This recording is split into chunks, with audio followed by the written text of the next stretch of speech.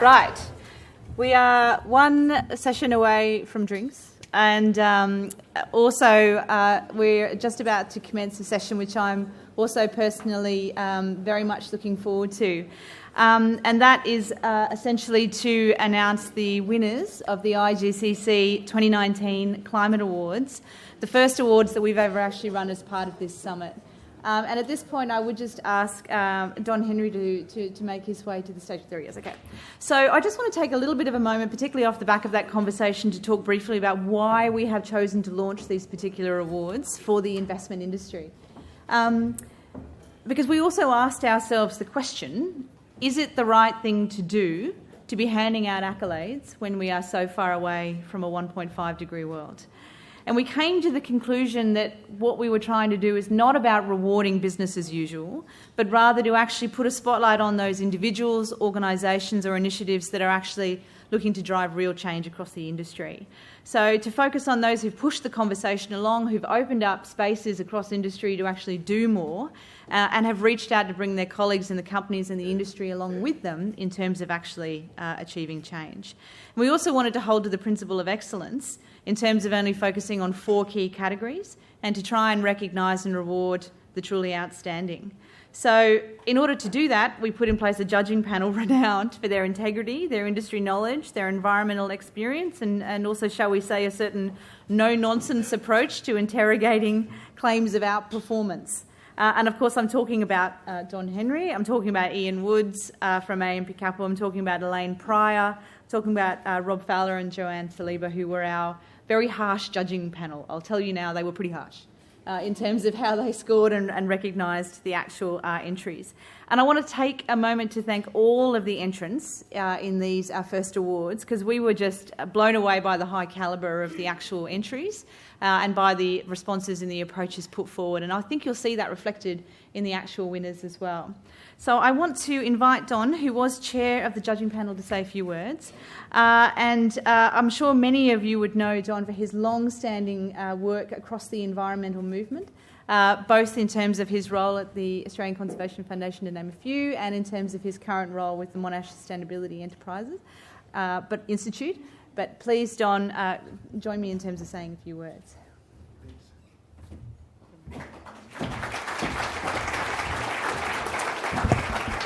Emma, thanks so much, and hello everybody. I just want to really strongly commend the IGCC for this conference, but also these awards. And I think it's the first time of the awards, Emma, isn't it?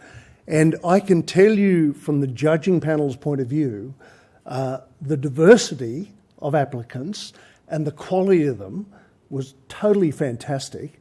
And so I hope you can continue this initiative and it can provide inspiration to everybody in the sector. I thought I'd just make 2 broader comments, partly reflecting on some of the conversation today that's relevant to the awards. If you have a look at the work of the Network for Greening the Financial Systems, the central banks and supervisors, I think it's over 40 central banks and supervisors in that, there's been a lot of discussion about climate risk. And they acknowledge across the central banking sector, while there's a lot of discussion, action is still at an early stage. And they've got a number of initiatives. Jeff's touched on data and handbooks. They've got a number of great initiatives underway that will help the whole sector. But they've also got a major work stream on scaling up green finance and the importance of getting in behind implementing the Paris Agreement and the goals in behind that agreement that are ambitious, and we do have so far yet to go. And I suppose in that context, I wanted to make the point, it's been great to hear discussion about setting targets, maybe 2030 targets, 2050 targets, but it's really important to remember we're investing in and building that 2030 and that 2050 world today.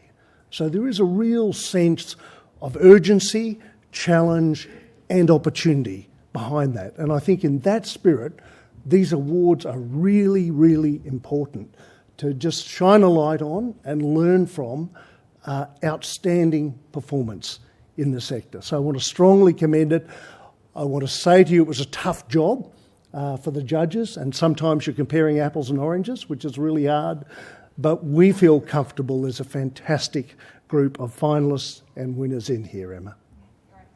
All right. And we have trophies, which is also exciting. So I am going to announce all of the finalists, and then Don will be announcing the winner as well. So we actually started with the first category of outstanding individual. And of all of the nominations that were put forward, we ended up with 3 finalists. Sam Mostyn, who's a non-executive director and current chair at Citi, was actually jointly nominated by 2 organisations that she serves on the board of, being Climate Works and the Centre for Policy Development, and in particular for her long-standing work in terms of raising awareness of climate change for directors and trustees. Bryn O'Brien, the Executive Director of the Australasian Centre for Corporate Responsibility, was nominated for her work on shareholder resolutions and corporate engagement. And Phil Vernon, up until recently the CEO of Australian Ethical Investment, was also nominated partly because of Australian Ethical, but also in terms of his broader range of roles as at the Responsible Investment Association, Beyond Zero Emissions and the Planet Ark Foundation, effectively for his cross-industry work in promoting climate change as well. And the winner is... Thanks, Sam. So I should say thanks, Sam, but that's giving it away, isn't it? So the winner is Sam Mostyn.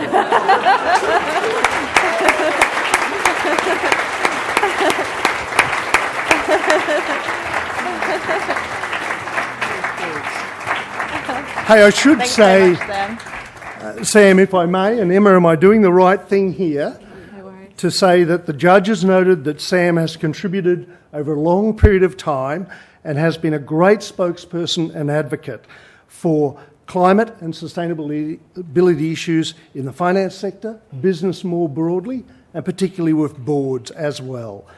It's worth noting that Sam was jointly nominated by 2 organisations with whom she serves on their boards, the Centre for Policy Development and Climate Works. Great. Thank you.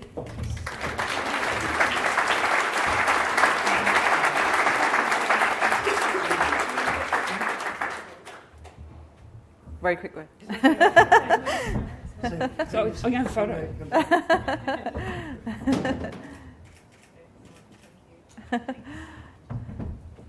I just wanted to say very, very quickly that this is extraordinary, and I feel extremely honoured, particularly to receive this from Don Henry, because my climate journey began at IAG 16 years ago, and it was in relation to a joint venture with the organisation you led, Don, the ACF, and 6 courageous Australian businesses back then in the mid-2000s that created the Business Roundtable on climate change.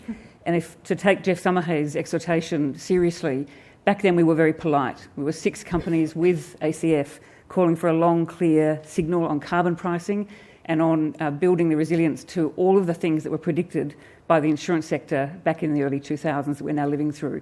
So to receive this from you, Don, today means the world, and from you, Emma, and all the work that IGCC does. To be nominated by Travis McLeod and Anna Scarbeck is also deeply moving because of the work that they are doing. But to take Jeff at his word, we've got to get beyond being polite.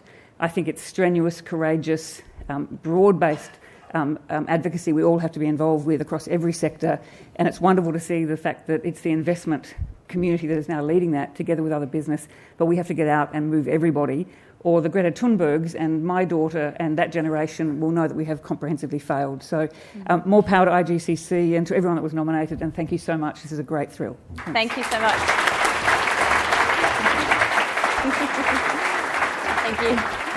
All right, the second category is Outstanding Initiative by an Asset Owner. The finalists include Cbus Super for their climate change roadmap and commitment for net zero emissions for property portfolios by 2030. First State Super for their physical climate change portfolio risk assessment initiative, and Vic Super for their portfolio carbon intensity reduction initiative. It seems you can't have a leading initiative without it having the word initiative in the name for the finalists. And Don. Emma, I'll try and get it right this time. So the winner is Cbus Super.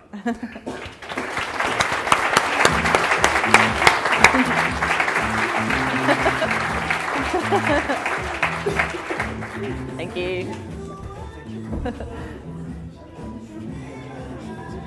What's the right? Oh, photo. Oh, photo.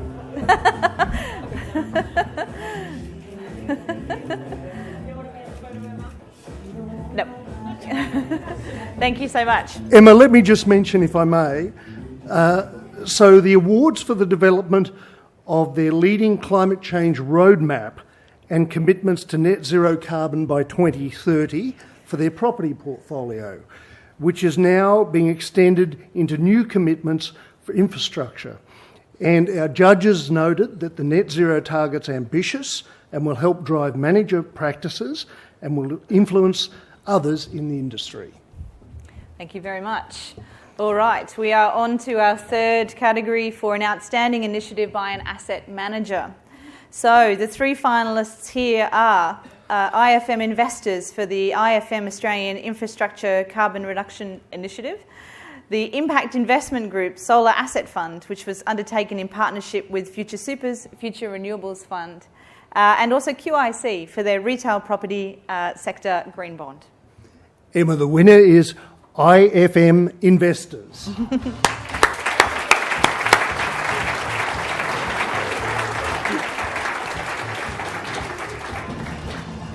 Thanks so much. Thanks, Mike.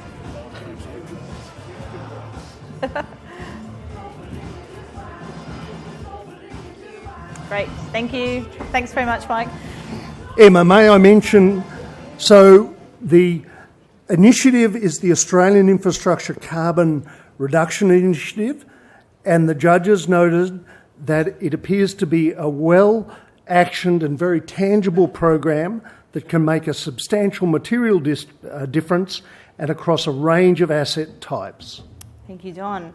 And then the last category for the awards was the Innovation of the Year award. So we actually didn't announce finalists for this particular category because we really wanted to focus on the one outstanding initiative which stood out far and above and beyond all of the other entrants. So, Don, I wonder if you could just talk about the Innovation of the Year award. Yeah, thanks so much, Emma. So the award goes to the International Finance Corporation, IFC, and the World Bank for supporting the Republic of Fiji's issuance of the world's first emerging economy sovereign green bond. Thank you. Yes, and so joining us is Aaron Levine from the IFC to accept the award on behalf of the Government of Fiji. Thanks, Aaron.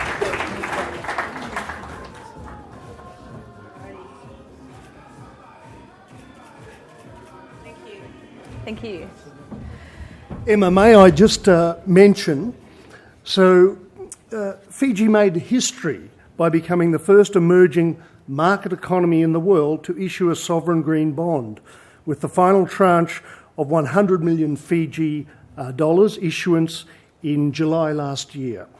It was also the first of its kind to list on the London Stock Exchange, was double oversubscribed, and showcased a new way for small island states to access climate finance to adapt to a changing climate.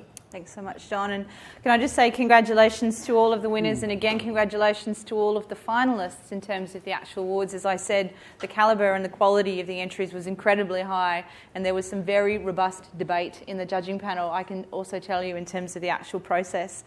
So again, thank you, John. Don. Congratulations to all of the actual award winners. And please join us upstairs for a drink. Thank you very much.